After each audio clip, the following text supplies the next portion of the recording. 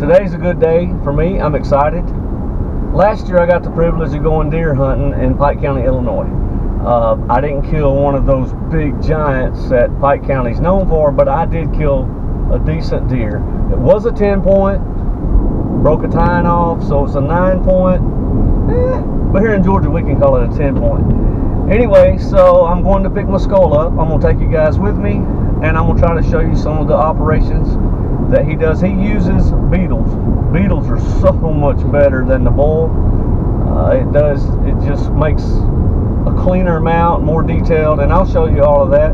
But I am going to pick it up, and I am excited.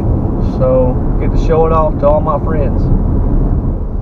So I do have a deer story. Everybody has deer stories. The very first morning I was hunting in Pike County, Illinois, I had a true giant walk out.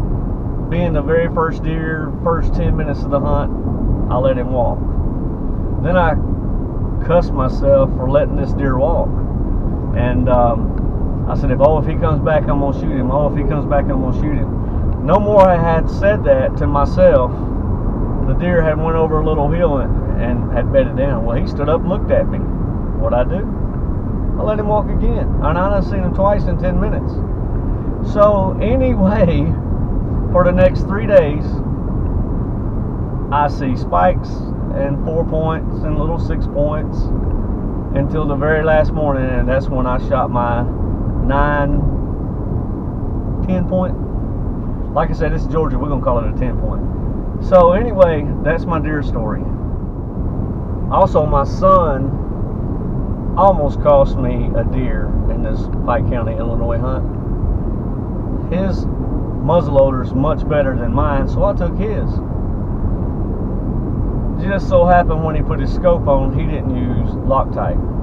So after driving all the way to Illinois, the gun in the back of the truck, in the case, I guess shaking, it loosened the scope. I had no idea.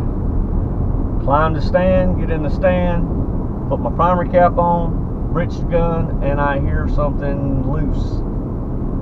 So I do it again, I hear something loose, grab the scope, and it moves like an 1/8 inch each way. So I climb out of the stand, go back to our little hunting camp, get my muzzle loader, load it up, come back, and then that's when I see the big deer that I let walk. So that's my 2 deer stories actually. But Pike County, Illinois was amazing. It's just amazing. You've seen so many deer and big deer, and the does are bigger than our bucks down here in Georgia, and it was amazing hunt. This deer that I did kill was huge. I don't know how much he weighed, but we couldn't do nothing with him. We couldn't load him, and I'll include some pictures of him. Oh, he was big.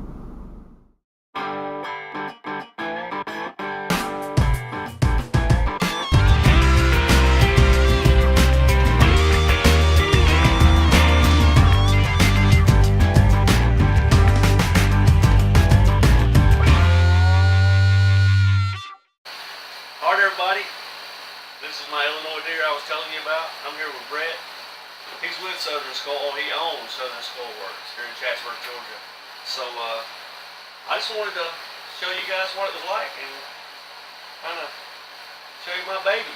This 10 point, I'm calling it. Like I said, I'm from Georgia. I call it a 10 point. So I'll show you the difference in this and the one that I had boiled before to show you how much better the Beatles are. So that was it. I'm going to show you around the shop a little bit, but that's my baby. So what he's got a cooler set, or not a cooler, but an old freezer set up. And where it vents outside, I guess that's to get rid of some of the smell. Yep. And he puts the heads in here, and the Beatles really does all the work for him. So, well, not all the work, because you gotta skin it or not. Or... Yeah, most of them, there's actually one in there now that's not skinned.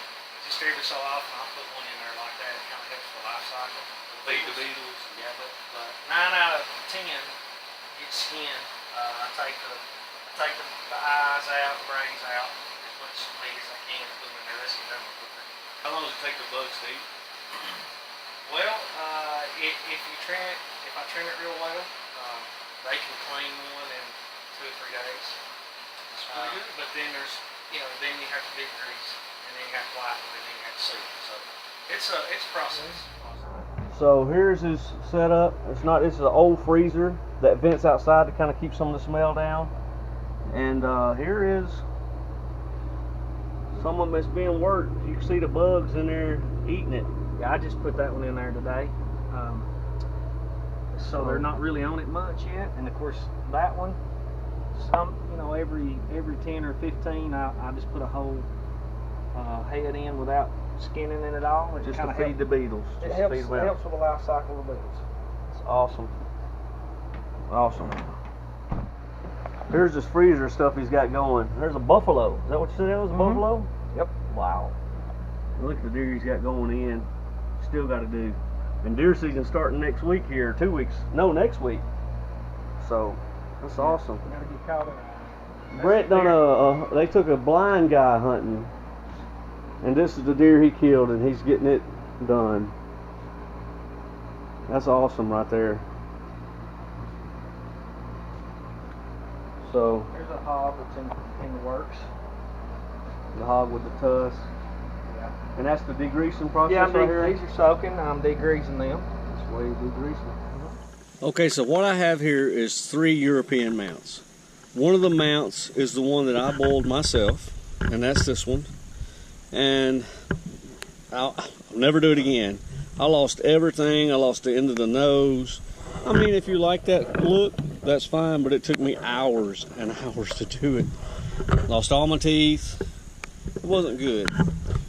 So then I had one, in later years, had one done at a taxidermy place, and they actually boiled the head. I actually didn't lose the teeth. I kept my nose piece right here, but I did lose all this little detail bone in there. I lost, there's some swirly bones, I call it, the nasal bones. I lost that. So I was very pleased with this mount, very pleased, until I come across the beetles. Okay, now I'm going to talk about the beetles, the Dermisted beetles, carpet beetles, whatever you want to call it. When I had this one done, I hope this shows up. The detail is just so much better. And what I really like is these bones, the swirly bones that goes in there for the nasal. I hope it shows up good. But I guess that's why deer smell so good, those bones. It's really neat. I kept all of my detail in here, kept my teeth, of course. And as far as I'm concerned, the beetles, there's no other way to go than to have it done with the beetles. So, like I was saying, here's the one that I boiled myself in the backyard. Oh, it was awful. Took forever. Here's the one I had professionally done. This cost me 135 bucks probably 8 years ago. So it's I lost a lot of everything. Like I said, very happy with it. This cost me 100 bucks. The mount, there's no comparison to the detail that you keep with this. And man, I just like it better. Wanted to show you the difference between the 3 in case anybody ever wondered, because I didn't even know there was a difference.